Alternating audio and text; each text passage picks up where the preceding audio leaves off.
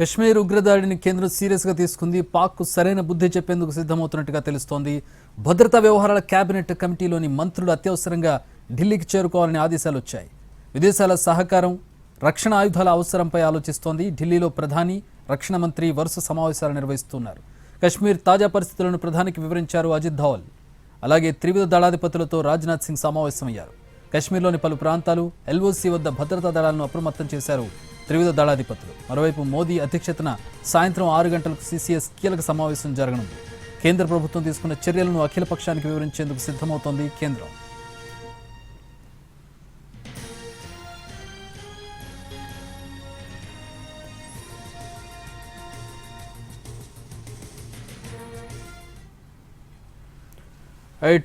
ప్రస్తుతం కేంద్రం చాలా సీరియస్గా తీసుకున్నట్టుగా కనపడుతుంది. Something big has to happen.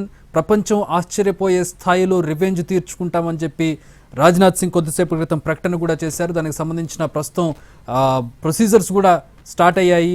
భద్రతా బలగాలను, బార్డర్లో ఉండేటువంటి భద్రతా బలగాలను కూడా అప్రమత్తం చేసినట్టుగా తెలుస్తోంది. ఎగ్జాక్ట్గా శ్రీనగర్లో ఏం జరుగుతోంది, పరిస్థితి ఎలా ఉంది, ప్రస్తుతం ఎట్లాంటి ఇన్వెస్టిగేషన్ నడుస్తోంది, ఈ కుట్ర వెనుక ఎవరెవరి హస్తం ఉన్నట్టుగా తెలుస్తోంది, దీనికి సంబంధించిన పూర్తి వివరాలు తెలియజేయడానికి ఎన్టీవీ టీం గ్రౌండ్ జీరోకి వెళ్ళింది, శ్రీనగర్కు వెళ్ళింది. మా ప్రతినిధి రాజు జాయిన్ అవుతూ ఉన్నారు. రాజు, ఏంటి పరిస్థితి, ఏంటి ప్రస్తుతం శ్రీనగర్లో ఎట్లాంటి పరిస్థితి కనపడుతోంది ఆఫ్టర్ ది అటాక్? అలాగే కేంద్రం చాలా సీరియస్గా తీసుకున్నట్టుగా కనపడుతోంది. మునిపెన్నడూ లేని విధంగా సమాయత్తం అవుతున్నట్టుగా తెలుస్తుంది. Something big has to happen, చాలా పెద్దదేదో జరగబోతున్నట్టుగా కనబడుతోంది. రాజ్నాథ్ సింగ్ ప్రకటన కూడా చూసాం. ప్రపంచం ఆశ్చర్యపోయే విధంగా దీనికి మేము తీర్చుకుంటామని చెప్పి ఆయన చెప్పినటువంటి వ్యాఖ్యలు మనం ఎట్లా చూడాలి? ఎస్, ఖచ్చితంగా చక్రి. ఎందుకంటే నిన్న ఎప్పుడైతే ఉగ్రదాడి జరిగిందో ఆ తర్వాత జరిగినటువంటి పరిణామాలను మనం ఒకసారి పరిశీలిస్తేనే కేంద్రం ఎంత సీరియస్గా ఉందనేది స్పష్టంగా అర్థమవుతుంది. ఎందుకంటే సౌదీ టూర్లో ఉన్నటువంటి ప్రధానమంత్రి నరేంద్ర మోడీ తన టూర్ను అర్ధాంతరంగా ముగించుకొని ఈరోజు ఉదయమే, అంటే వాస్తవానికి ఈరోజు రాత్రి చేరుకోవాలి ఇండియాకు, కానీ ఉదయమే చేరుకున్నారు. అంటే ఖచ్చితంగా ఇక్కడ జరుగుతున్నటువంటి పరిణామాలను నిశ్చితంగా గమనించడమే కాకుండా సరైనటువంటి గుణపాఠం చెప్పాలనే ఆలోచనతో కేంద్రం కనిపిస్తుంది. ఇక మరోపక్క కేంద్ర హోంశాఖ మంత్రి అమిత్ షా నిన్న ఘటన జరగగానే వెంటనే ఉన్నత స్థాయి సమీక్ష నిర్వహించడమే కాకుండా రాత్రికి రాత్రి జమ్మూ కాశ్మీర్కు చేరుకున్నారు. శ్రీనగర్లో ప్రత్యేకంగా ఉన్నత స్థాయి సమీక్ష నిర్వహించడమే కాకుండా ఇక్కడ ఉన్నటువంటి పరిస్థితులపైన ఎప్పటికప్పుడు తను ప్రధానమంత్రికి సైతం సమాచారాన్ని అందించారు.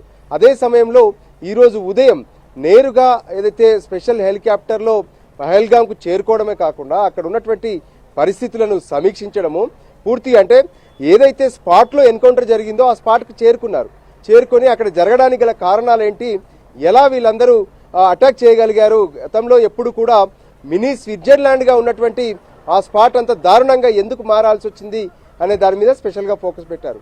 సో దానికి అనుగుణంగానే మనం ఇక్కడ జరుగుతున్నటువంటి కొన్ని పరిణామాలను చూడొచ్చు. ఇది కొంత మనకు కనిపిస్తున్నది మాత్రమే, తెర వెనుక ఇంకా చాలా జరుగుతుందని చెప్పుకోవచ్చు.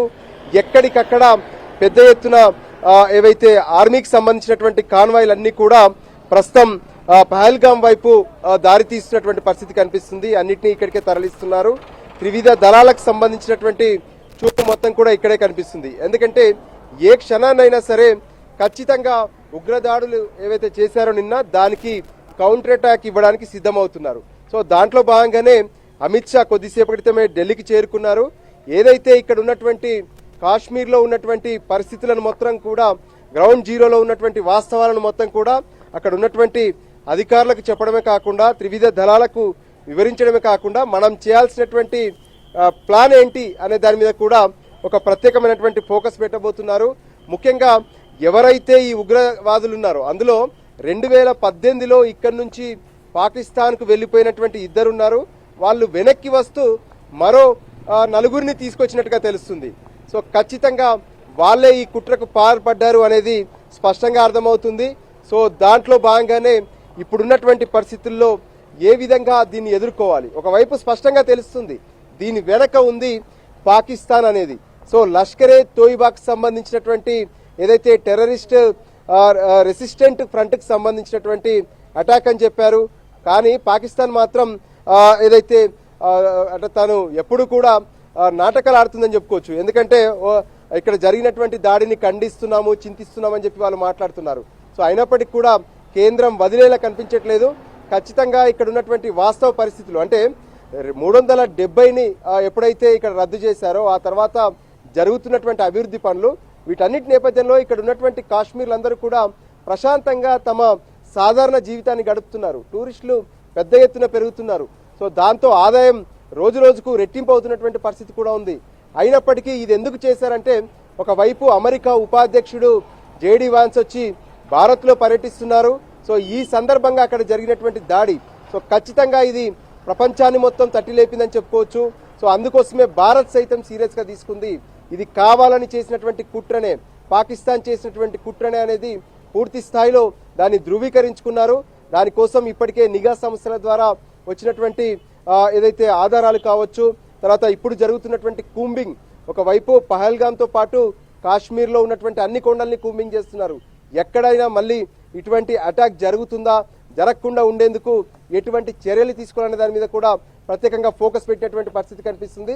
సో ఈ నేపథ్యంలోనే అటు ఏదైతే ముంబై దాడులకు సంబంధించినటువంటి తహవూర్ రానాను ఎప్పుడైతే అమెరికా నుంచి వెనక్కి తీసుకొచ్చారో ఆ తర్వాత కూడా ఖచ్చితంగా దేశంలో ఇటువంటి ఘటనలు జరిగే అవకాశం ఉందని చెప్పి కేంద్ర నిఘా వర్గాలు హెచ్చరించాయి.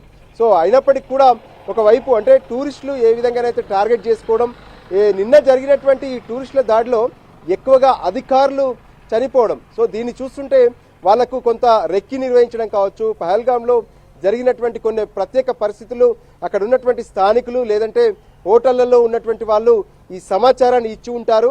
సో ఖచ్చితంగా ఇది ఇక్కడ ఉన్నటువంటి స్థానికులు ఇచ్చినటువంటి సమాచారం మేరకే జరిగి ఉంటుందనే కోణంలో కూడా ఒకవైపు విచారణ జరుగుతుంది.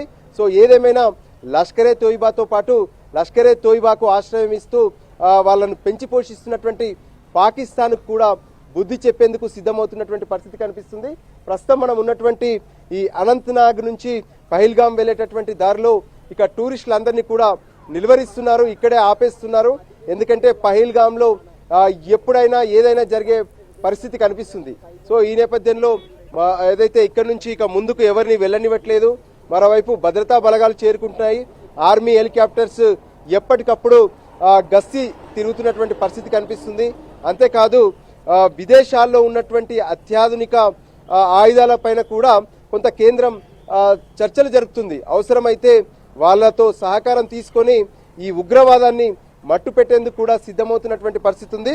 సో దానికి అనుగుణంగానే ఎక్కడికక్కడ పటిష్టమైనటువంటి భద్రత నడుమ మళ్ళీ ఇటువంటి ఘటనలు జరిగితే మాత్రం ఒకవైపు టూరిస్టులకు భరోసా ఇవ్వడమే కాకుండా కాశ్మీర్లో అంటే గతంలో ఎప్పుడైతే 370 అమల్లో ఉన్నప్పుడు ఇక్కడ జరిగినటువంటి దురాఘాతాలు చెప్పలేనటువంటి పరిస్థితి ఉండేది. కానీ ఆ తర్వాత జరుగుతున్నటువంటి అభివృద్ధి కావచ్చు, మెరుగైనటువంటి రోడ్స్ కావచ్చు, వీటి నేపథ్యంలో ఖచ్చితంగా ఇక దీనికి బ్రేక్ వేసేందుకు మాత్రం కేంద్రం ఒక సీరియస్ యాక్షన్ ప్లాన్ ను గట్టి సమాధానంతో అమలు చేయబోతుంది అనుకోవచ్చు.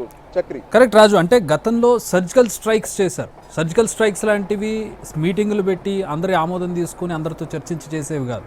ఆల్ ఆఫ్ సడన్ సర్ప్రైజింగ్గా చేసే సర్జికల్ స్ట్రైక్స్. కానీ ఇప్పుడు జరుగుతున్న పరిణామాలను చూస్తుంటే మీటింగ్లు జరుగుతున్నాయి, ప్రతిపక్షాల అభిప్రాయాలను తీసుకోబోతూ ఉన్నారు, అలాగే అలర్ట్ చేస్తూ ఉన్నారు, హెచ్చరికలు చేస్తూ ఉన్నారు. సో ఈసారి చాలా ఓపెన్గా టెర్రరిస్టుల మీద, ఈ టెర్రరిస్టులకు సపోర్ట్ చేస్తున్న పాక్ ఎక్కడైతే క్యాంప్స్ ఉంటాయో వాటి మీద డైరెక్ట్ అటాక్ ఉండబోతోందా, ఎట్లా ఉండబోతోంది ఈసారి? భారత్ అంటే ఇప్పుడు రాజ్నాథ్ చేసినటువంటి ప్రకటన, ఆయన మాట్లాడినటువంటి ఆవేశం చూస్తే చాలా ఓపెన్గా ఈసారి టెర్రరిజం మీద యుద్ధం ప్రకటించబోతున్నట్టుగా తెలుస్తోంది ఎల్ఓసి నుంచి. ఎస్, ఖచ్చితంగా చక్రి, ఇప్పుడు ఉన్నటువంటి పరిస్థితులు అంటే గతంలో చూసాము, ఇక్కడ ఉన్నటువంటి కాశ్మీర్లో ఉన్నటువంటి ప్రజలనే తమకు ఆయుధాలుగా చేసుకొని వాళ్ళ జీవనోపాధి విషయంలో కావచ్చు, లేదంటే వాళ్ళకు ఆర్థిక వనరులు ఇస్తూ వాళ్ళనే ఆయుధాలుగా వాడుకున్నటువంటి పరిస్థితి కనిపించింది.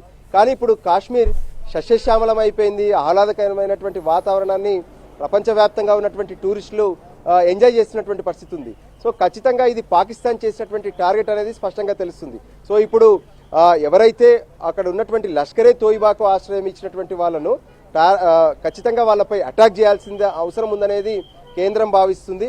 సో గతంలో జరిగినటువంటి కూడా తీవ్రవాదులను మాత్రమే మట్టుపెట్టేందుకు జరిగినటువంటి చర్యలు, అంటే అప్పటికప్పుడు రంగంలోకి ఫోర్స్ దిగడం, పిఎంఓ నుంచి కావచ్చు, హెచ్ఎంఓ నుంచి కావచ్చు, లేదంటే రక్షణ శాఖ నుంచి వచ్చినటువంటి ఆదేశాలను ఇక్కడ అమలు చేసినటువంటి పరిస్థితి కనిపించింది. కానీ ఇప్పుడు ఒక దేశం పైకి అవసరమైతే అటాక్ చేసేందుకు వెళ్లేందుకు సిద్ధమవుతున్నటువంటి పరిస్థితులు మనకు కనిపిస్తున్నాయి. అలాంటి సమయంలోనే ఖచ్చితంగా ఇటువంటి చర్చలు జరుగుతూ ఉంటాయి. అవసరమైతే అఖిలపక్ష సమావేశం నిర్వహించడం, ఆ తర్వాత ఇతర మరికొన్ని సమావేశాలు నిర్వహించి అందరికీ అన్ని విషయాలు అర్థమయ్యేలా చెప్పిన తర్వాతనే ఈ యాక్షన్ ప్లాన్ అమలు చేసే అవకాశం కూడా కనిపిస్తుంది. ఎందుకంటే మనమంతా హ్యాపీగా ఉంటున్నటువంటి పరిస్థితుల్లో నిజంగా అంటే ఒక ఉగ్రమూక వచ్చి ఏకంగా 50 మందిగా ఉన్నటువంటి ఒక గుంపు మీద దాడి చేయడం అంటే ఇది ఎట్టి పరిస్థితుల్లో ఆక్షేపించాల్సినటువంటి పరిస్థితి లేదు. సో ఖచ్చితంగా దీనికి ఎదురు దాడి చేయాల్సినటువంటి అవసరం ఉందనే విషయాన్ని కేంద్రం స్పష్టం చేస్తుంది. సో అందులో భాగంగానే వాళ్ళకున్నటువంటి ప్రణాళిక ఒకటే, ఇక ఖచ్చితంగా ఈ విషయంలో పాక్కు సరైనటువంటి బుద్ధి చెప్పాల్సినటువంటి అవసరం ఉందంటున్నారు. మనం చూస్తున్నాము ఇక్కడ ఉన్నటువంటి స్థానికులు ఏ విధంగా వాళ్ళకు సంబంధించి పూర్తిగా కూడా ఎప్పటికప్పుడు వాళ్ళ అధీనంలో అంటే వాళ్ళ సాధారణ జీవితాన్ని గడిపేందుకు మనం చూస్తున్నాం. వాళ్ళు పంట పొలాలు వేసుకోవడం కావచ్చు, లేదంటే మేకలు గొర్రెల పెంపకం కావచ్చు, దాని ద్వారా సరైనటువంటి ఆదాయాన్ని పొందుతున్నారు, హ్యాపీగా ఉంటున్నారు. మరికొంతమంది హోటల్ బిజినెస్లు, టూరిస్ట్ బిజినెస్లు ఇవన్నీ చేసుకుంటూ ఎంతో సుఖంగా ఉంటున్నారు. కానీ ఇక్కడ ఉన్నటువంటి ఆహ్లాదకరమైనటువంటి వాతావరణాన్ని, సరిగ్గా ఉన్నటువంటి వాతావరణాన్ని అంటే ఏదైతే పచ్చిక బయలు ఆహ్లాదకరంగా ఉన్నటువంటి ఈ వాతావరణంలో ఒక్కసారిగా నెత్తుటేర్లు పారించినటువంటి పరిస్థితి కనిపిస్తుంది. ఖచ్చితంగా ఈ నెత్తుటేర్లకు కారణమైనటువంటి పాకిస్తాన్కు సరైనటువంటి బుద్ధి చెప్పేందుకే కేంద్రం పూర్తి స్థాయి పక్కా ప్రణాళికతో సిద్ధమవుతున్నట్లుగా స్పష్టంగా అర్థమవుతుంది. చక్రి రైట్. ఇప్పుడు టూరిజం పరిస్థితి ఇప్పటి వరకు చాలా మీరు చెప్తున్నట్టు సస్యశ్యామలంగా ఉంది, టూరిజం కూడా ఫ్లోరిష్ అవుతూ ఉంది, మునుపెన్నడూ లేని విధంగా కాశ్మీర్లో టూరిజం కనపడుతుంది గత కొన్నేళ్లుగా. కానీ ఇప్పుడు పరిస్థితి ఏంటి? యాజ్ ఆఫ్ నో ఈ రోజు ఎట్లా ఉంది సిచ్యువేషన్? శ్రీనగర్లో ఉన్నటువంటి హోటల్స్ అన్ని వెకేట్ చేస్తున్నట్టుగా తెలుస్తుంది, బుకింగ్స్ ఆగిపోయినట్టుగా తెలుస్తుంది. ఎట్లా ఉంది పరిస్థితి? మీ అబ్జర్వేషన్ ఏంటి? ఎస్ చక్రి, వాస్తవానికి టూరిజం అంటేనే అక్కడికి వెళ్ళి మనం హ్యాపీగా ఉండాలి, ఆనందంగా ఉండాలి అనే విషయం పైన ఫోకస్ పెడుతూ ఉంటాము. సో ఈ పరిస్థితుల్లో అదంతా కాకుండా ఒక్కసారిగా రక్తపాతం, ఇది ప్రతి ఒక్కరిని భయభ్రాంతులకు గురి చేసినటువంటి పరిస్థితి ఉంది.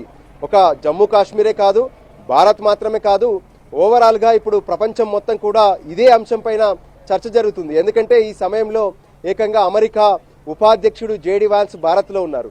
సో ఈ పరిస్థితుల్లో టూరిస్టులు సైతం ఒకటే ఆలోచిస్తున్నారు, అంటే తమ ప్రాణాలను పణంగా పెట్టి కాశ్మీర్కు వెళ్లాల్సినటువంటి అవసరం ఉందా? ఇక్కడ ఉన్నటువంటి టూరిస్టులు సైతం అప్పటికప్పుడు అంటే ఈ రోజు చాలా మంది వాస్తవానికి ఏదైతే వీకెండ్ స్టార్ట్ కాబోతుంది, సో శుక్రవారం, శనివారం, ఆదివారం ఈ విధంగా ప్లాన్ చేసుకుంటారు. దానికి అదనంగా ముందే 2 రోజుల ముందు కాశ్మీర్కి వస్తే ఈ వారం మొత్తం కూడా ఎంజాయ్ చేసుకోవచ్చు అనుకుంటారు. అలా బుక్ చేసుకున్నటువంటి ఫ్లైట్ టికెట్స్ అన్ని కూడా క్యాన్సిల్ అయ్యాయి.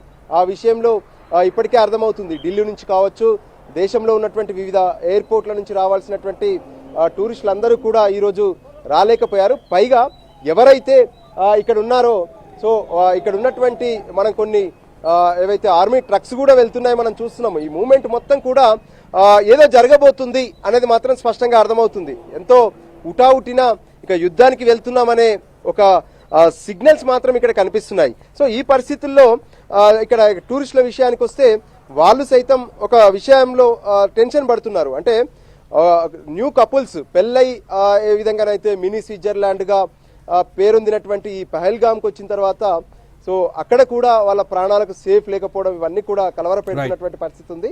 అందుకోసమే జమ్మూ కాశ్మీర్ ప్రాంతంలో ఉన్నటువంటి టూరిస్టులందరూ కూడా ఇమ్మీడియట్లుగా వేకెంట్ చేసి వెనక్కి వెళ్ళిపోతున్నటువంటి పరిస్థితి ఉంది. అయితే ఈ విషయంలో కూడా రాష్ట్ర ప్రభుత్వం అంటే ఇక్కడ ఉన్నటువంటి ప్రభుత్వం ఏదైతే ప్రతిపక్షమైనప్పటికీ కూడా, కేంద్రంలో ప్రతిపక్షమైనప్పటికీ కూడా వాళ్ళు సైతం ఒకటే విషయం చెప్తున్నారు, అమాయకులైనటువంటి టూరిస్టులను టార్గెట్ చేయడం సరైనది కాదు.